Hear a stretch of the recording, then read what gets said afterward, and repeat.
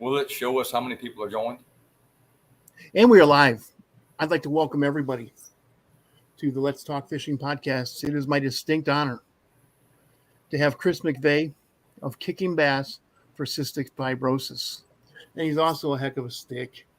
How you doing tonight, Chris?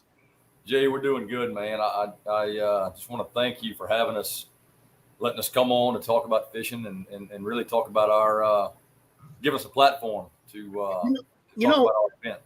I love, boy, I was in the fishing industry for 20 years up in Illinois, and I was mostly in it for myself. I was guiding, I was tournament fishing, I was writing for magazines and newspapers, and I didn't get to meet all these people. Now that I'm meeting all these people in the fishing industry and just seeing how generous and how the fishing industry bands together for the good of mankind, I'm really proud to be part of it. And, it's guys like you, Chris, that give the fishing industry a good name. I'd like to thank you for representing the fishing industry so well. Yeah, Jay, it's us guys that fish, the anglers, sometimes not a whole lot we're good at, right? But we like to fish, and that's what we do. And it's kind of like a band of brothers, right? I mean, everybody that fishes, when they have something in common and they stick by each other. And I get that. I'm not good at a whole lot else, but I know how to fish. I know how to talk, so that's why I do a fishing podcast. That's right. And so we've been blown away by the support we've gotten with this event, and the folks in the industry, the mom and pops that are just starting out, all the way up to the national brands that have stood by us, and really even in the first years that they didn't know if we were doing the right thing, or if it was just a hoax, and they still stood by us, and that says a lot. It's been, I don't know, man. The fishing industry is a neat deal, and fishermen, I think, as a whole, they have each other's back. So it's been a neat thing to be a part of. Okay, we already have a comment from Cricket Custom Lures. So what's up, fellas? Man, Cricket Custom Lures. That's I know I'm going to screw his name up. And he even told me last night how to pronounce it. But Dustin Swerchek, I'm going to say, I probably messed it up. But Dustin was at Cricket Custom Lures. They were one of our first sponsors. They, back in it's only been 5 years, but in the first year or two, man, I was reaching out to, I don't know, 500 to 600 companies every year, just to have 20 or 30, agree to donate to us for door prizes, and the guys like Dustin at Cricket Custom Lures out of Texas, man, it's incredible, man. They were one of our first ones. They've been with us for 5 years now, and every single year I can count on these guys. He hand paints lures, and this guy is a true artist. And I build jigs, right, which is any dummy can build a jig, right? But it's always so cool to catch something. Or to know that you fooled a fish on something that you made, right? Even if it's just as simple as building a jig. Sure. I can't imagine how Dustin feels when he knows that himself and other anglers, myself, I've caught great fish on Dustin's baits that he's hand painting himself, from just a blank, and to be able to paint another, or a replica of another living creature and fool the fish into biting it. He's a true artist at it. And everybody can go check him out at Cricket Custom Lures, and I think you can even, send some of your baits that have maybe been, we've all got a box full of crankbaits or top waters that are the paint's eaten off of. You can send them to Dustin; he'll paint them back up just how you want them, and he'll send them back to you. So when is this tournament going to take place this year? May 21st. So May 21st, it's going to be the Kickin Bass for Cystic Fibrosis. Where will it take place?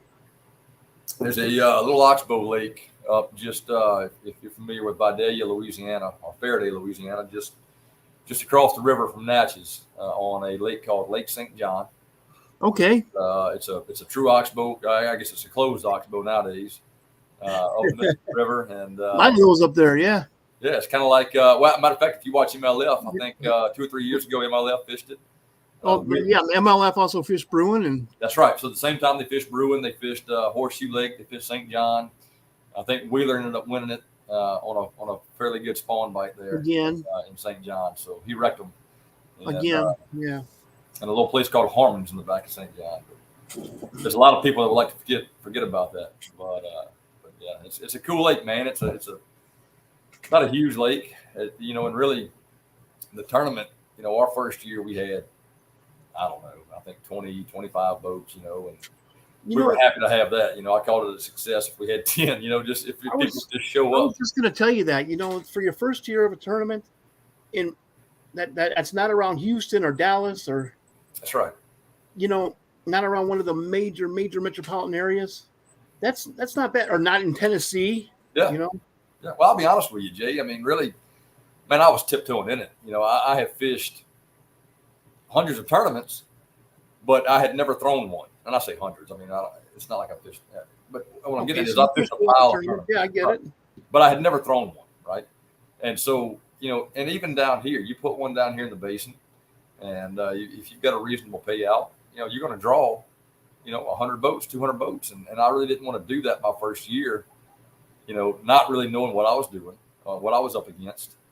And we've got a camp on Lake St. John, and we're friends with a lot of folks in that community. And I put it there. And, just kind of tiptoe into it. We got 20 boats the first year. The second year, we might have got 27. The third year, I think we got into, I don't know, 30 or so. And then I met a man named Charles Anderson. Oh, geez. Who I think you know pretty well. Charles is Bassin in the Boot. Shongaloo Outdoors, and just one heck of a guy. And Charles has really become a spokesman for that little area there. And really Yes. at this point, when it comes to local anglers and local, these mom and pop, bait companies like himself, like Shongaloo Outdoors. Yes. And but he's done a great job promoting the state, promoting the events that go on in the state, and events like mine and ours that we're trying to do the right thing for the right causes. And he stood behind that, and he started promoting us. And man, last year, I'd like to think that a lot of it was because of our event and what we've done, but I think really in reality, a lot of it had to do with Charles's promotion. And we got up to, I think, 68 teams last year. And, wow.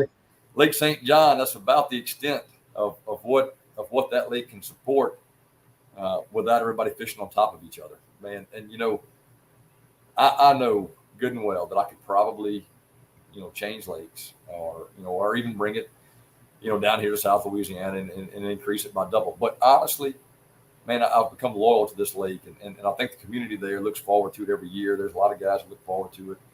And you know what? If we go on for the next 10 years and we just have 70 boats, 60 boats, I'm really okay with that. And really, it's about the cause. And so it's become really kind of ingrained into that local area that these guys look forward to it. Of course, there's some other lakes around there that I could probably move it to and keep it in that same region and grow the tournament some. But at the end of the day, what we raise for the foundation is a drop in the bucket compared to what they need to go out there and try to cure this disease. And so, last year, I think we raised a little over $5,000. If I doubled it and we raised $10,000, at the end of the day, it's not going to make that big of a deal in the grand scheme of things, right? But we're getting the cause out there. We're getting the I didn't have a clue what cystic fibrosis was until our family was impacted by it, until my little nephew was diagnosed with it. And, I think a lot of these guys that come and fish the tournament, they didn't know either, right? And so if I can get up there and we can do the weigh-in and I can talk about it at the end a little bit and kind of give an idea of what CF is, and if just those 140 guys go away from there knowing a little bit more about it, then we've done our job, right? I mean, that's you sure have. So May 22nd, 2022. May 21st, yes, it's Saturday. Oh, this says 21st. Okay, I was looking at the last year's. Yeah, last year we try to keep it. Man, we kind of jumped around the first couple of years, and I think our first year we did it in April. The second year we kind of jumped around, and I think it was the third year COVID got us, and that was if you guys all go back to spring of 2020 when COVID came about, we thought, hey, if we just stay inside for 2 weeks, this thing goes away, So yeah, the hardest part about that 2 weeks was the first 23 months of it. Yeah. Yeah, right. So we backed the tournament up, a couple of times, and finally it landed in May. Or I think actually that year it landed in June. And people like to plan, right? So we decided last year that we're going to start having it the same weekend. And so, I like that. As long as we can make it work, that sometime around that 21st, third weekend in May, If you have it on the same weekend every year, you will get guys used to that. Then guys will mark off that weekend every year for your tournament. Guys, if you want an entry form for this, we have the Facebook page posted right there at the bottom left of the screen. Right in here. Yeah, bottom left of the screen.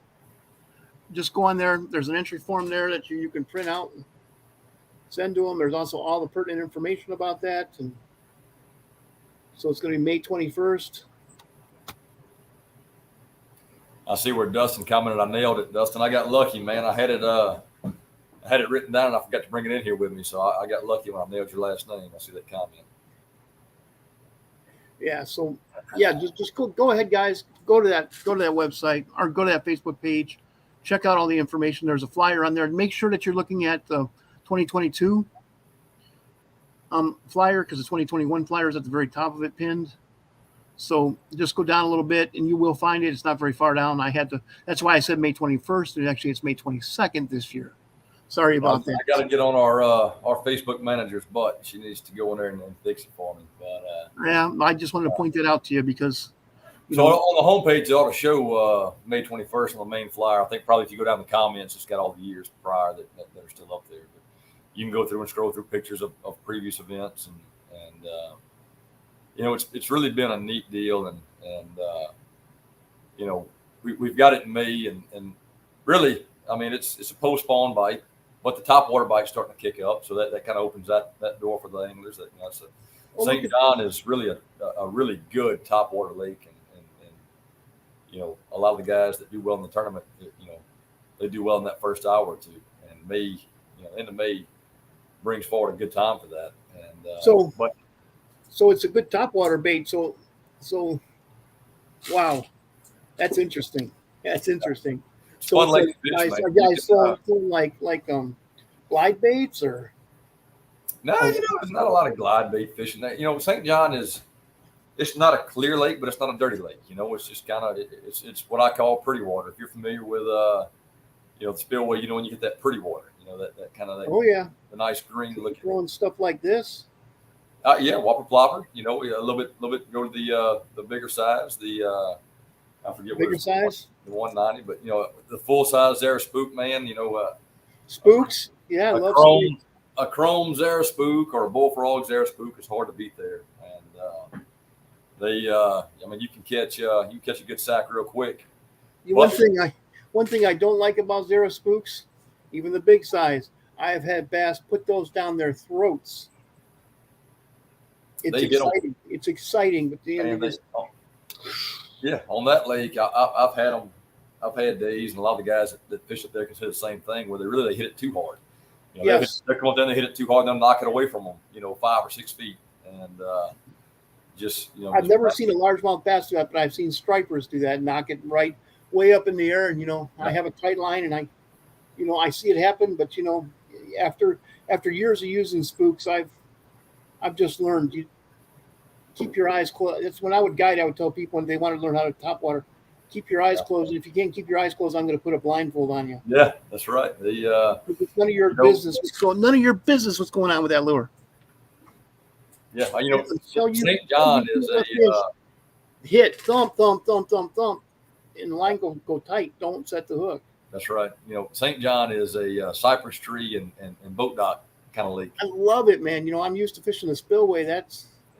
Well, there's no boat docks at the spillway, but there's not very many. If you're on a boat dock pattern in the spillway, you're fixing to have a long day because there's not many of them.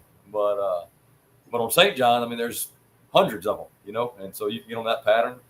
But early in the morning, the Zara spook around the cypress trees. I've seen bass come up and almost climb a tree.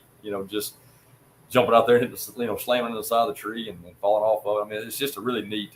When you get on that bite, there's not much more fun that you can have than to get on that bite. Man, what I like? In the middle of the day, the cypress trees, in the shadows of the cypress trees, on the shadow side, not on the sunny side. Sure.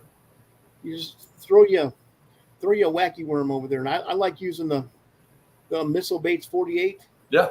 Yep. Got one tied on right now. If you open my rod locker, you find a 48 tied on. It's a great follow-up bait too to the. Yes. Or any kind of topwater for that matter. Buzz baits. You've got to have that. Yep. You've got to have that. Yes.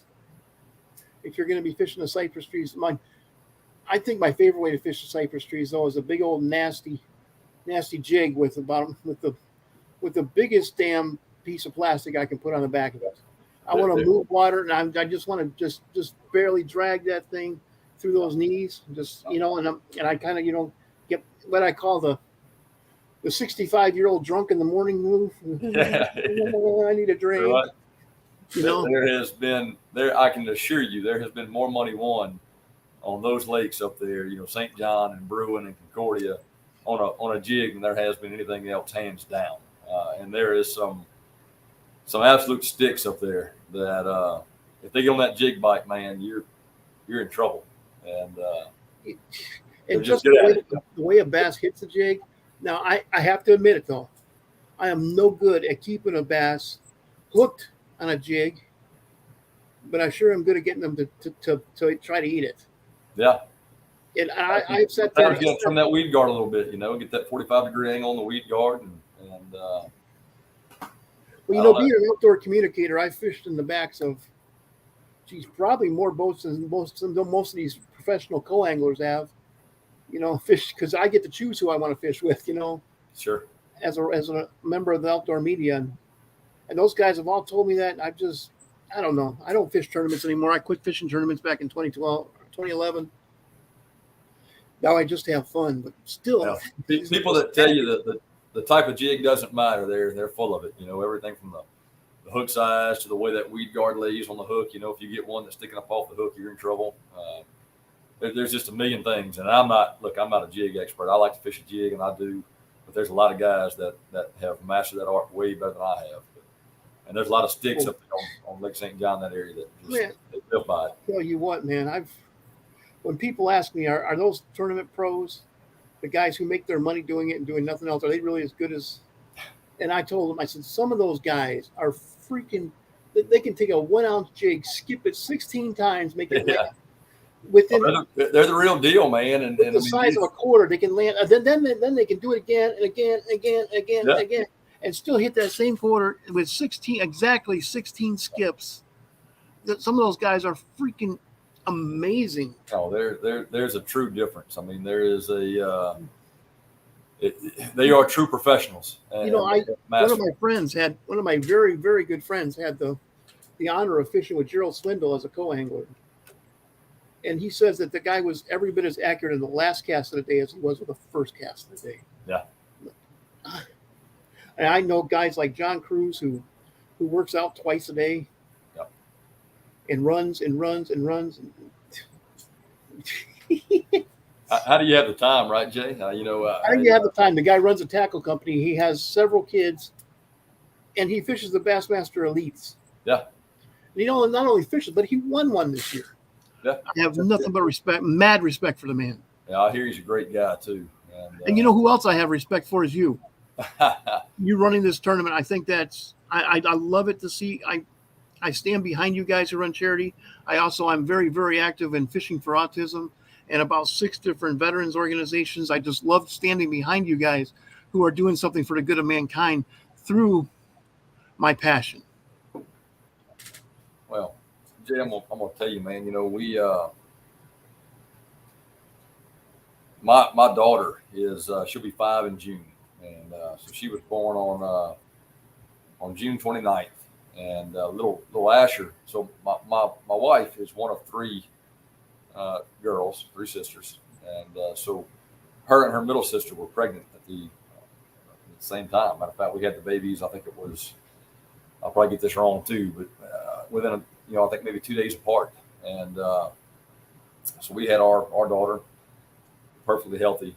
I mean, lucky, just couldn't ask for any healthier of a kid, And then Heather and Kevin, my brother-in-law and sister-in-law, my wife's sister, they had their baby a couple of days later, and seemingly healthy, and then just, I guess, kind of, did the testing in the hospital that they do now for everything, and within, I think it was, I don't know, 4 or 6 days from birth, they discovered that little Asher had CF. Oh. And we were devastated. Man, I didn't know what cystic fibrosis was. They tell me he had cystic fibrosis. I'm like, well, what is that? I have no idea what that means. There you go. I wouldn't know either. Yeah, I didn't have a clue. We started researching it. And, we're a very, very close family. My brother-in-laws are my best friends. My sister-in-laws are my sisters, and we're just we're very close. And so, it wasn't necessarily our cross to bear, but I felt like there was something we had to do. And all I knew, I had just a few months prior to that fished a tournament called Angling Against Autism, which is run by a great gentleman named Mooney Bajoran down here. And so I had it in the back of my mind that, and if I ever had a cause, right, and God forbid, I didn't think it would be a cause so close to us, but it was. And so I said, we're going to do something to help. And I didn't know what else to do at that point. I fish, so let's have a tournament. We'll raise some money, we'll raise some awareness, and the good thing about it is Heather and Kevin, Asher's parents, they're financially okay. We're not raising money for them. They're okay. We're raising money for the foundation, for the Cystic Fibrosis Foundation. Asher and his parents are located up in Olive Branch, Mississippi, which is just south of, obviously, Hernando, Mississippi, which is just south of Memphis. And so every dime that we raise, every cent in proceeds go to the Memphis chapter of the Cystic Fibrosis Foundation. And all that goes towards helping to help them find a cause, a cure, I'm sorry. CF is a genetic mutation. So it's not something that's so easy to cure. It's a genetic mutation. You're born with it. And, but they've come a long way, and everybody thinks the people that do know about CF think it's just a lung or a pulmonary type deal, but it affects the lungs, the digestive system, the pancreas, any of your mucus producing cells are affected by cystic fibrosis. And that's what happens is that these areas in your bodies that do produce mucus, they produce a lot of it, a lot more than they should. And so, little Asher, every morning he wakes up, he has to, wear a vest. I don't know if any of you guys have seen the movie 6 Feet Apart, but it kind of shows some of that on there. But he has to wear a vest every morning that vibrates him. I think it's like 30 minutes. And it just shakes him, get that mucus down out of his lungs. And in the evening, he has to do the same thing. Now, from the time between then, you cannot look at Asher and tell that he's ill. It's a very invisible or not visual disease. You can't see it. He looks as healthy as any other kid you'll ever see, But whereas my little girl can go and get that ice cream cone anytime she wants it, or that sucker or whatever, maybe a little snack, Asher can have that too, but he has to take enzymes every time that he eats because his body doesn't digest fats in the same way that you or I or somebody without CF does. So every meal that the little fella eats, he has to have enzymes, right? So, you can imagine, we've also got a 6-month-old right now, and you're on that car ride and she starts screaming, we can pull over real easy, pop a bottle in her mouth, and that's it. Well, not for them. They had to pull over, mix up enzymes, give him a bottle every single time. Think about waking up in the middle of the night to a screaming baby and have to go prepare his medicine first, so they've been through it. So, for me, it was as much, and it still is to this day, as much about that one day. There's 365 days in the year, but there's one day that everybody has a smile on their face, not because he has this disease, but if he didn't, we wouldn't all be gathering, right, for this cause, and I wouldn't have just randomly picked CF to go and support had it not affected my family, right? And I think that can be said for a lot of foundations. But that's the one day that you look around, and everybody's smiling, and the little Asher, he's running around playing with his cousins, and I can't wait. He'll be 5 this year, and my daughter will as well.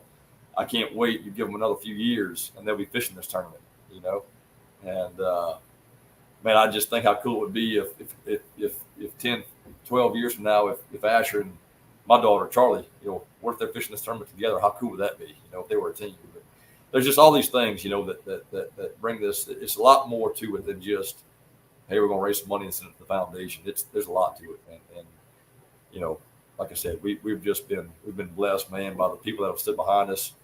Jay, people like you mentioned me, man, but if it wasn't people like you that would give us a platform, that would allow us to come on your show, you could have had anybody in the world if you wanted. Well, all these, professional anglers that you get to speak with, and you asked me, so we can't thank you enough either.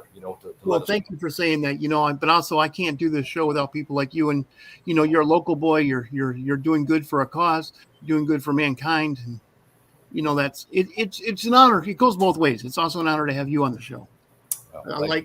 I like to talk to people who are doing positive things in this world.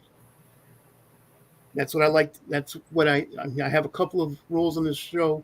Absolutely no political talk whatsoever. And I don't want to hear that from anybody, any companies, organizations, or people. I want this to be a safe place in the world that guys can come and get away from the world and talk and hear good talking, good fishing talk, and good, not for profit fishing talk. That's right. That's why I do this. And I get to meet some really cool people. I get to fish with some really cool people, and I have some really cool stuff. Yeah, man. Likewise, man. I'd love to see you one of these years maybe make it up to the tournament, man, and come fish. I'll tell you what. As an angler, the hardest thing that I do with this tournament is not putting it on. It's sitting back at the blast-off area when everybody else takes off to go fishing, and I've got to sit back and watch them. And I'm putting together the tournament, and they're all out having a good time fishing. That's the hardest thing that I do is to be a part of a tournament that I can't fish. And I could see that. I've covered many tournaments in my time. Many tournaments, and I'm sitting there in a camera boat, taking pictures of guys fishing. This kind of sucks. Yeah, it does, man. It's actually funny. I loaned my boat out to my two brother-in-laws, and I would imagine they're probably watching this right now. And so I'll still say it. They're not your typical fishermen. They not to say that they can't fish. They certainly can. I'll say that I've taught them a lot over the years, but neither of them were fishermen before we met. And so I'm taking a lot of risk in my hands when I give them my boat that morning. So one of the biggest things that's weighing on my mind the whole time the tournament's going on is my boat going to make it back in one piece? And almost every year, it comes back in one piece, but maybe not all the pieces that it left with. And but yeah, man, it's a cool deal, and yeah, come up there one time and come fish with us. Well, like I told you before, I'd really like to share a boat with you someday. Sure. When we're not fishing tournaments, just out there throwing jigs at cypress knees. We can do it. You can have your topwater stuff. I'm going to throw a jig, and I just like feeling a thump. Yeah. And also, I'm going to be throwing my wacky rigs too, and drop shots. I love throwing drop shots at cypress knees. I'll tell you what, I'll throw topwater, and you just follow me up with a wacky rig. Yep. But back when I was co-angling, you can get shot for doing that. Yeah. Yeah, right. You can't pass that center line, you're in trouble, huh? Yeah. You don't follow up with your pro. Yeah, that's right. You let him fish his fish, you fish your fish. I'll tell you what, in a team I get that many times, pro is throwing a frog and I'm throwing my wacky rig, and I was fishing different fish than him, so he couldn't say a thing about it. Yeah. Always want to do something different in the pro. I've never fished a true co-angler. I mean, I've fished plenty of team tournaments. I've had my tournament partner, Brad Email. We've been childhood friends. Best friend of mine for years and years. We fished tournaments together for, I don't know, man, probably close to 20 years at this point. And I fished a pile of tournaments where you won't. I mean, I don't care if I catch a fish as long as he is, right? As long as one of us is. So I've never actually fished an open or something like that where, these unwritten rules, I fished a lot of BFLs. Oh yeah, there's a line in the middle of the boat. You don't cast over that line when you're a co-angler. I've heard some horror stories about some of these pros that. But I probably fished as a co-angler. I can't even tell you, lots of times for over the course of like 8 years. 99% of the guys I fished with, I'd invite them over to my house. Yeah. They were that good of guys. In fact, a couple of them did come over to my house. They're passing through. Hey, man, stop on by and have a beer. Sure. Okay, yeah, we'll talk. That's just how good of friends we became. And I know a lot of my friends they're great friends with the pros they fished with. So but just as human beings, we always remember the bad stuff. It's just kind of human nature. But on this show, I like talking about positive stuff. Of course. And I have nothing but fond memories of fishing the BFL because also I fished as a pro too. And, so. Yeah. That's cool, man. I admire you for that. That was a dream that I guess all of us had. All of us that fish, at some point you want to be that.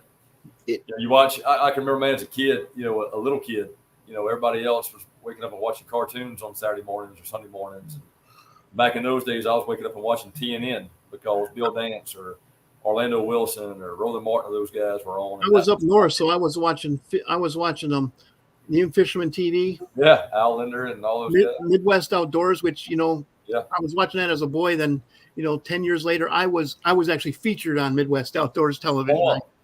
So it's funny, you talk about just the regional differences. You're from Illinois, right, Jay? Yes, Northern Illinois. Right. So as a kid, I'm watching Bill Dance and Roland Martin and Orlando Wilson, and then all of a sudden Al Linder comes on and he's catching pike and muskie, and I'm like, I'm gonna turn that crap off. That doesn't mean a thing to me, and walleye and.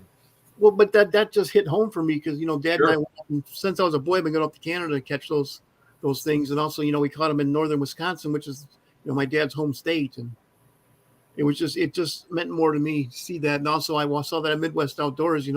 This guy's from this town in Illinois, and I'm like, Dad, that's like 20 miles away. Look, we have a star. It's right. Star. And yeah. Dad's just thinking, he's not a star. This is just Midwest Outdoors. And I'll tell you, man, a pike or a muskie back in those days didn't mean anything to a coon ass in South Louisiana. We'd sit there and think, man, can you eat it? You can eat northern pike. People don't eat muskies, but I've caught pike up to 48 inches long, and that's exciting. That's exciting to catch something that big. It's that slimy with sharp gill plates and teeth that point backwards. So if you get your finger in its mouth trying to get a hook out, and you get one of those teeth in your finger, it's hard to get it out. It's just high stakes. It's high stakes fishing, man. And they're just mean. I've actually had them jump in my boat after a lure. Pulling a lure out, he takes a swipe at it. He ends up, coming. That's cool. Came up in the boat, and I'm like, oh man, come on. Now I got a green 28-inch long fish that's got teeth. Right. No, it's fun, but I think it'd be a lot of fun to get up there and fish with guys like you and Charles. I really want to become part of this. From what I've heard from Charles and what I've heard from you, you guys have a good thing going up there in, what would you call that? Like central? Yeah, central. East Central Louisiana? The Miss Lou is what they call it, because you've got Miss Lou. Okay. There you go. Thank you. And, it's kind of a Natchez, Vidalia, Faraday, Tensall Parish, all those guys, Lick Ruin, all those areas. And I will tell you, Jay, it's a tight knit group, man. Everybody knows everybody, and we've all beat each other's heads in, plenty, and we're all still friends. And there's guys up there that are just absolute studs that I know good and well. On any given day, they could be fishing the Elite Series as well if they would just try. And but some good anglers there and good guys. I've heard about that too. That you qualify for the Elite Series, and there's a brief period of elation, and everybody's getting 50 calls a day, congratulating you. And then Bassmaster calls you, hey, we need a check for $60,000. Yeah. I'm friends with Blake Sylvester. I don't know if you know Blake. But, I don't know him. So he's a fisherman from here in Plaquemine, Louisiana. And I say I'm friends, but I'm not close friends with him, but I know the guy. And he actually qualified last year for the Bassmaster Classic. Ooh, nice. So he fished it, and he finished dead last. And I talked to him not long ago about it. He said, man, I'm kind of beat myself up. I fished. The last thing I want to do is finish dead last. And I said, Blake, you got to understand. He didn't finish dead last. Yeah. Because there were 15,000 guys who didn't qualify. Right. That's right. That's exactly right. You fished My against. goodness. Sorry, I didn't mean to steal your thunder there. Just you got me going. No, it's true. I mean, it's like going to the Super Bowl and not winning. And I mean, yeah, you didn't win, but you got there, right? You got there. And yeah, but there weren't, there were at least 15,000 guys who fished the Bassmaster Opens with every one of them dreamt about qualifying. Right. How many times have you dreamed about walking across that stage? To a little boy that plays baseball, he dreamed about pitching the World Series. Or dude, that brings a tear to my eye every time I see the guy hold that trophy up. Yeah. Brings a tear to my eye, and I'm telling you, man, people don't understand that. People that don't live it don't get it. And so I told him, I said, man, look, you got to live the dream that we've all had. So come in dead last. I would absolutely welcome the chance to come in dead last in the Classic. And I'm good. I'm friends with Derek Hudnall. He's he lives in Central now. Sure. Great guy, elite series pro. He earned his seat there, and he continues to earn his seat there. And he says that every single time he publishes anything, he says, dream big. Yeah. And he's fished the Bassmaster Classic before, and he talks about that. Man. Can you imagine how intimidating? Every time I'm powering up. Look, man, I get nerves every time I pull up to a local tournament. When I pull up to one of my club tournaments, I get nerves. I can't imagine pulling up to the Bassmaster Classic and you're backing in, next to Gerald Swindle or whoever it may be. But, it was pure adrenaline back in the 90s. Fishing a tournament on the Illinois River, it's only 300 feet wide. And the tournament director would get up there in his pontoon boat with a shotgun. Yeah. Yeah. And about 150 boats on a 300-foot wide turn. There'd be about 5-foot waves, and you better, if you don't blast off with the rest of them, well, the best thing to do is just sit there and just weather the storm, and then take 5 minutes later, man, because it's just pure adrenaline. But it was pure adrenaline, and that's what got me absolutely addicted to tournament fishing. Oh, it's addictive, man. It's addictive and it's depressing sometimes. You go through a slump just like anything else, and you get your teeth a few times, and you want to give it up. And I can tell you so many stories about taking off on a Sunday, have a 15-hour drive ahead of me.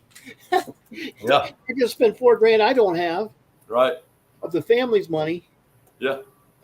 And can't wait to do it again. I'm going to get back into town just in time to pull in to work. Oh, geez, this happens every single time. But I'm going to pull in just in time to be at work on time.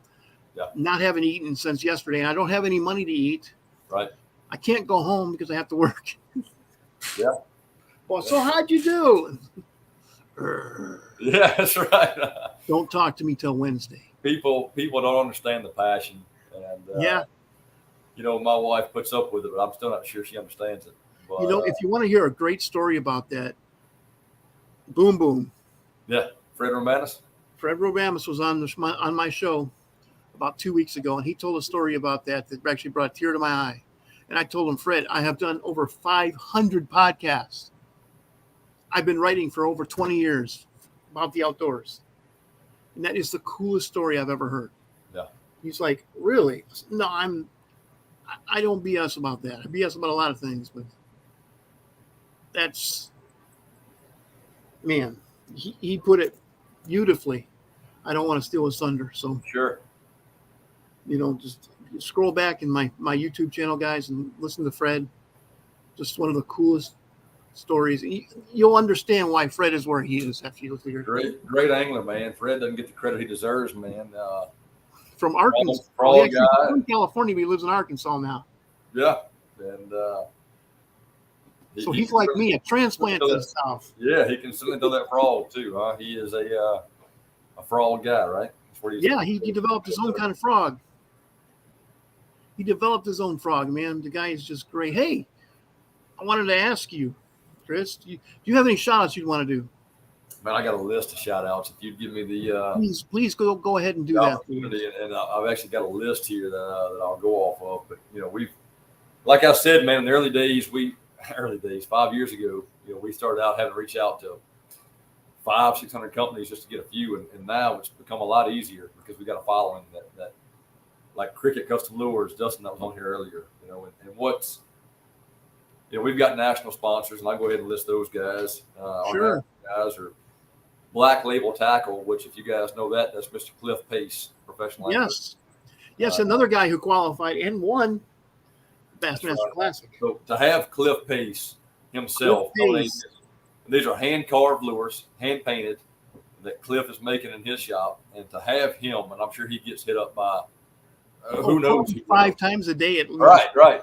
And he, I messaged him last night and told him thank you. Hey, look, we're going to be on Jay Angel's show, and I'll give you a shout out. Just a simple way to say thank you. But he is, running a bait company, just kind of like John Cruz, and also fishing the Elite Series, and he's willing to give us.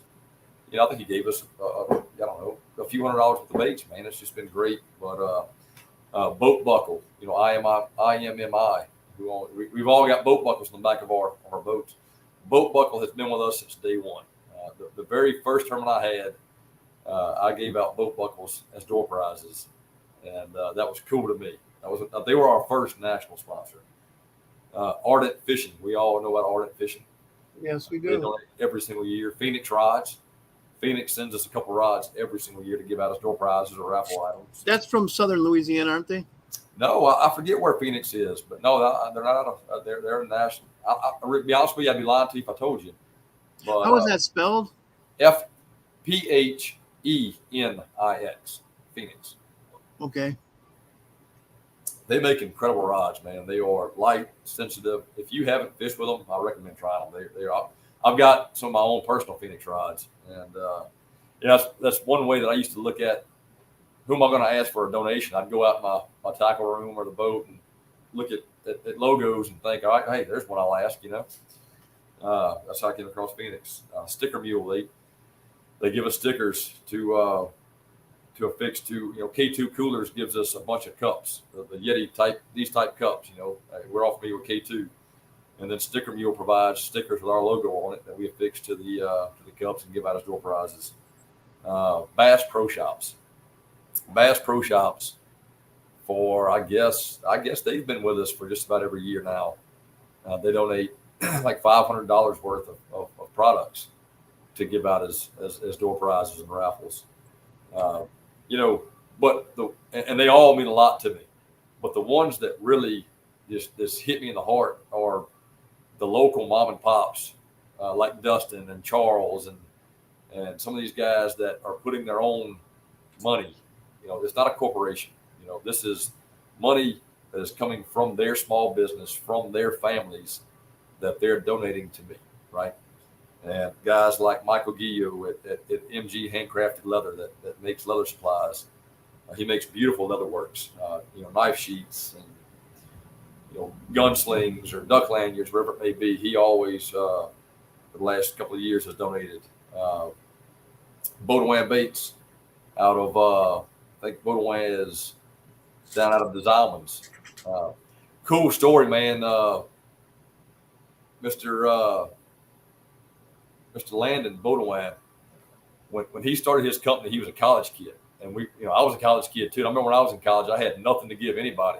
I didn't have a dime, right? He started this business in college, and he's a young guy, and that was 5 years ago. He was donating to our tournament as a college business owner. Wow. So it's incredible, man. Like we talked about earlier, what the fishing industry does and how they stand behind each other. That's just one of those deals. Tangy Rods, Mr. Patrick Orgeron. He's a Louisiana guy. He makes his own rods, Tangy Rods. Look him up. He has a website. Patrick was our first sponsor. He was the very first one that ever donated to us. He hand built a rod. I'm sure it took him hours. It took his own money. And at that point, he had no idea who I was. A complete stranger to him. And the fact that he made a rod, from hand and donated to our tournament, that was our first really big ticket item that we had to give away. I told him last night that I'd never forget him for it. And to this day, he stood by us. So thank you, Patrick and Tangy Rods. Charles Anderson, I'll talk about him again. What a great guy he is. Shangaloo Outdoors. I can remember, a couple of years ago, he had just started pouring baits, and we were fishing Lake St. John, and I was having a tough day. It wasn't a tournament. We were just fun fishing. and I had not caught a fish. It was like 9 o'clock in the morning, and I pull up and I'm fishing, and I see Charles, I don't know, a few hundred yards down the bank, and water's thrashing in front of his boat. He reaches down, boat lips like a 5-pounder. I'm like, man, what's he doing? So I go over there and say, Charles, you caught some fish, man. What are you doing? He goes, man, look, I just finished pouring these up. It's a little bait called a rougarou. I don't know if you've seen his rougarou, but it's the craziest little bait I'd ever seen, man. It's kind of like a reverse inverted brush hog, Wow. And he threw me a pack of them, and I looked at it. I said, all right, well, I hadn't caught a fish all day. I was probably flipping some type of beaver or something like that. I took it off, put the rougarou on, just went to the next set of trees I could find, and started just railing them. I mean, every pitch I was catching fish, and I kept sending him pictures saying, it works, man. You got something here. And he hadn't even named it at that point. He had just started pouring them. So Charles and Bass on the boot, Shongaloo Outdoors. Thank you guys. LA Bass. I don't know if you're familiar with LA Bass, but yeah, Jared Fondo. Yeah, good guy. Yeah, I talk to Jared once in a while. I think he's going to be getting home from Texoma here pretty soon. That's right. Yeah, great guy, man. Jared, Jared got the company a couple of years ago. Before that, it was a gentleman named Bryce Hanna. Jared has picked up right where Bryce left off, and he supported us. He actually came and fished a tournament last year. He showed up. He fished himself. He's another aspiring pro that's fishing the opens. So for him to take the time to fish our event and to bring us products meant the world to us. He's been on my show before. Yeah, Jared's a good dude, man. He really is. I don't want to forget anybody here. Jaboom. The Jaboom guys, Colby Thompson. I've heard of them.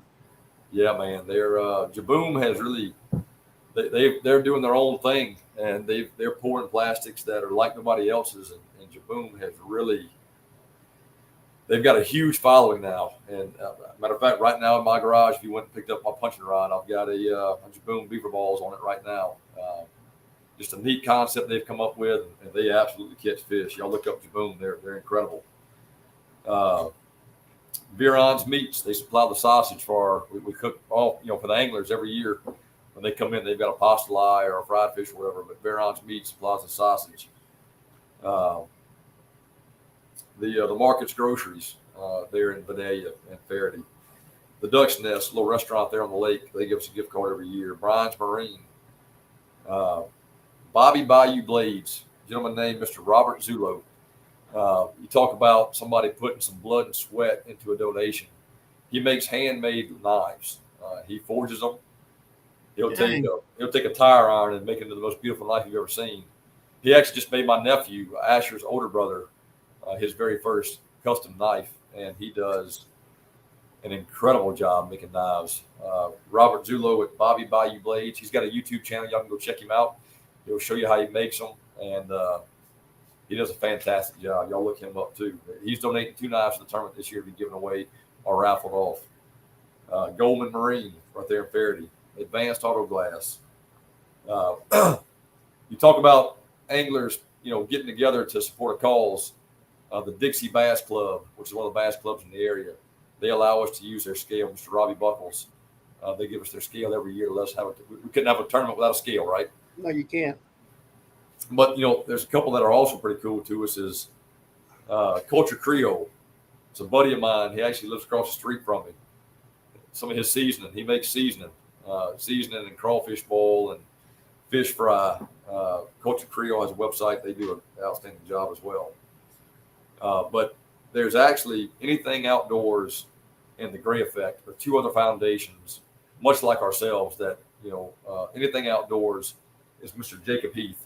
And if you want another good guest to have, he's another good one, because he raises a pile of money every year for St. Jude. He has a son that was affected by St. Jude. But what's neat to me is that he's running a foundation, and he supports ours as well. He donates to our foundation, and also the Gray Effect, which is ran by Brian and Katie Sebastian for SIDS.